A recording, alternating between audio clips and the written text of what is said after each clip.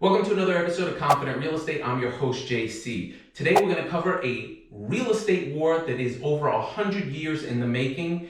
It started way back in 1900, and in 2021, on the verge of 2022 now, the war continues. But this time, Jeff Bezos has stepped into the mix to take his swings in the latest chapter of what's called Million Dollar Corner in Midtown Manhattan, right by Herald Square, in a property that Macy's should have bought 100-something years ago, 121 years ago to be exact, but didn't. And it is still haunting them to this day.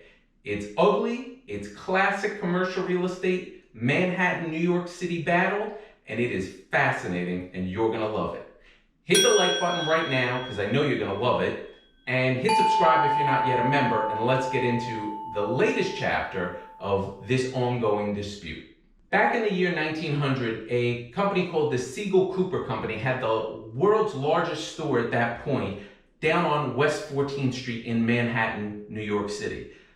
One of their competitors was a store called Macy's that was on West 14th Street. That was a big shopping area. I believe it was called Women's Shopping Mile back in 1900. The Siegel Cooper Company didn't want to see Macy's, their competitor, outdo them by building what became the world's biggest store on West 34th Street in Herald Square. And a lot of the other shops and shopkeepers in that area were very nervous because they realized that if Macy's went and built a much bigger, world's largest store on West 34th Street, the traffic would probably not trickle down to them further south in Lower Manhattan at West 18th Street and West 14th Street.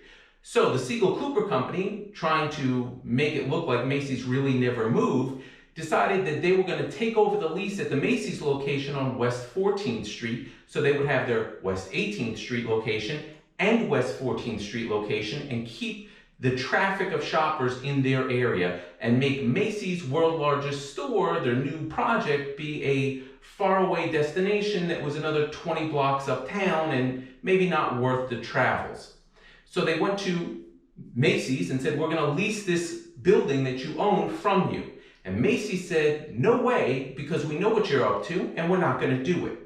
So getting together with local shopkeepers in the area, a gentleman named Robert Pop Smith, who owned a tailoring company and made custom outfits for people, he and the people at the Siegel Cooper Company got together, and on behalf of the Siegel Cooper Company, he went and bought a piece of property on the corner of West 34th Street off Herald Square that was right at the corner of this mega block that Macy's was planning to build their world's largest store on.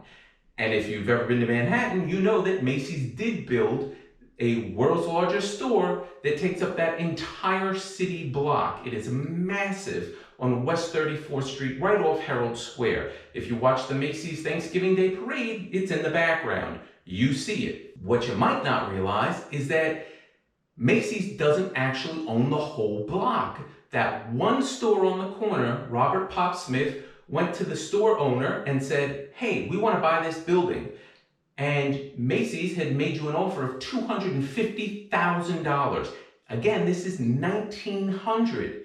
Well, they upped the offer, he and the people at Siegel Cooper Company, and they made an offer of $375,000 and bought the building, a tiny little building on the corner of West 34th Street. $375,000 in 1900, if you're wondering what that equals in today's dollars, 12 million bucks. And Macy's refused to negotiate and buy the building from the Siegel Cooper Company in return for letting them sign the lease to build out their second location on West 14th Street. And thus, Macy's didn't get the building, the Siegel Cooper Company didn't get to lease Macy's old building on West 14th Street, and the feud began. So in 1911, Robert Pop Smith realized it was a futile effort to force Macy's into anything because Macy's had already built their world's largest store that took up the entire city block except for that one corner on West 34th Street that they built their building around. That little shop on the corner, that little building, continued to be its own separate entity. And Robert Pop Smith didn't feel like holding on to it, and he was able to sell it for $1 million in 1911. $1 million.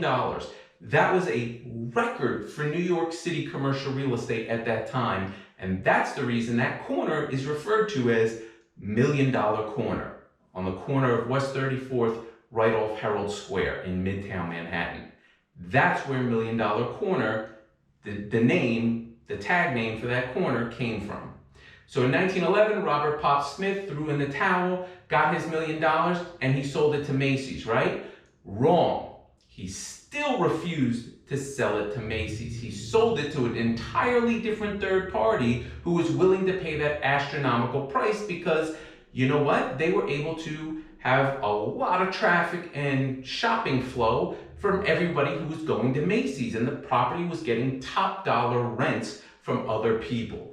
So it worked out for everybody except Macy's. Now, for many of you, you may not have ever noticed that there was another store on the corner of West 34th because starting in the 1960s, Macy's started buying advertising all the way up the sides of that building. The first floor of the building is a retail store. Above it is offices or warehousing. I'm not even quite sure what they do keep above it on the floors above that first floor.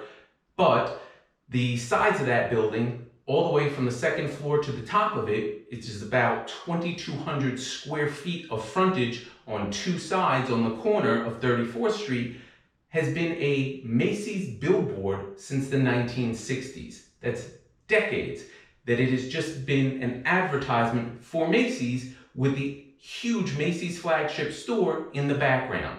If you ever watched the Thanksgiving Day Parade, in recent years you've seen a billboard that looks like a shopping bag for Macy's. That's that building on the corner.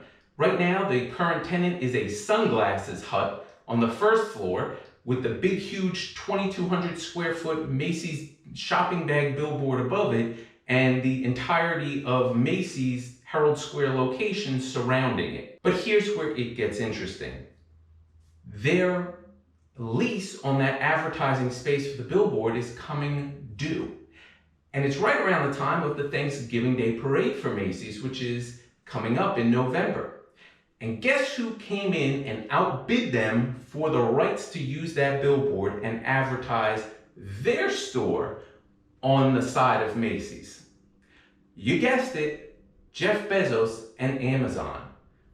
Can you even imagine what he has in store, his plans for what he's going to put on that billboard right on the side of two corners on West 34th Street, right nestled into the crevice of the side of the Macy's flagship store?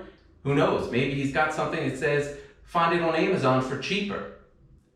It's not going to be good, and it's going to get ugly, and the Macy's Day Parade, they don't want to show Amazon billboards in the background on the front of their facade, essentially, of their flagship store. But that's where we are now. And how ugly is it getting?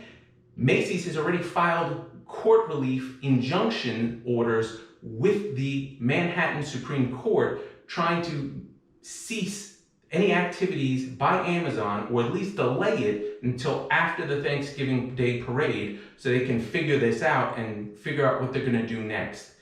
Years, decades, 120 years has passed since that first purchase of that property by Robert Pop Smith in coordination with the Siegel Cooper Company.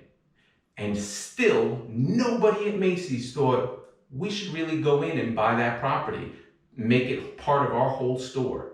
Even though it's a separate building, why would we leave the front of our store right on Herald Square being partly owned by another third party?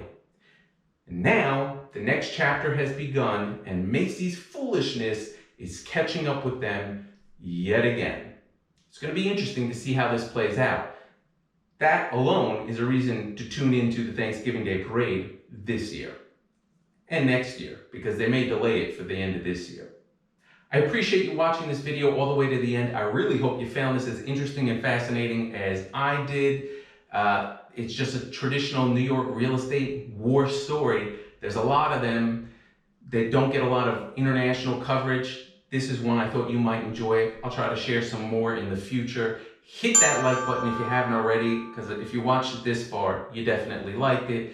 Hit that subscribe button if you're not yet a member of the Confident Real Estate family, and I'll see you next time.